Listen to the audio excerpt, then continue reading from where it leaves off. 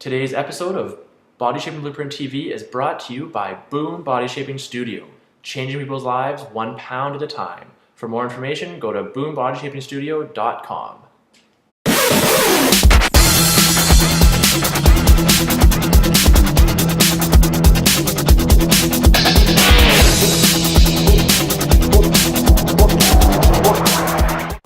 Welcome to Body Shaping Blueprint TV. My name is Cameron Makarchuk, and on today's episode, we're talking about everything related to training your core.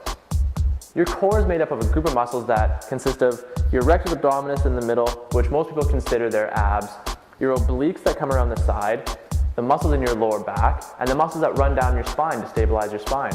Now, a lot of people are still a little bit misinformed of what exercises are best to do to develop your core muscles. Now, if you want to get six-pack abs, the number one thing you need to be focusing on is nutrition. You need to have your nutrition dialed in hard. You cannot get anywhere towards six-pack abs if you do not have your nutrition dialed in, unless you're a genetic freak. But you will not get anywhere close if you're just a normal average person or someone who is a little bit overweight right now. You're not going to get close to those six-pack abs without dialing in your nutrition. So that's number one. The next thing we want to do is we want to get away from doing all those crunches and sit-ups and all those types of things where you're just arching, you're curving your back and you're crushing your spine. We want to get away from that because that can be quite damaging. Instead, what we want to do is we want to focus on exercises that work on stabilization, rotation, anti-rotation, and dynamic stabilization.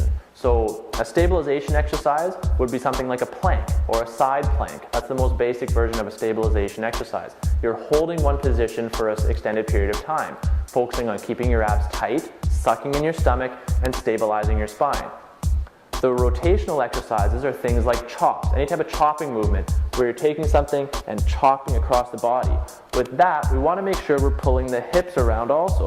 So when we come around, we drive the hips around as well, keeping the shoulders square with the hips and keeping the abs tight. That's going to work on developing those obliques as well as the rectus abdominis around the back, as well as stabilizing the spine at the same time, because you're stabilizing as you come through, right? We're not crunching, we're stabilizing as we rotate.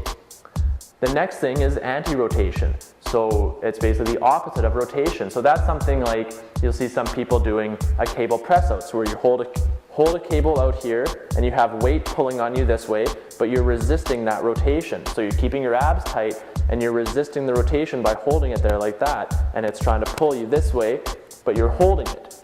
That's anti-rotation. A dynamic stabilization is something like a forward ball rollout, where you're on your knees, you have your hands on a stability ball, and you basically are just falling forward and rolling back. Falling forward and rolling back. You want to keep your abs tight through that movement, so you're stabilizing your spine, keeping your abs tight, but you're moving at the same time. So you're stabilizing through movement. Those are the areas that you want to focus on when you're training your core. Get away from doing all the crunches. Stop doing that and educate yourself on different core exercises that focus on stabilization, rotation, anti-rotation, and dynamic stabilization.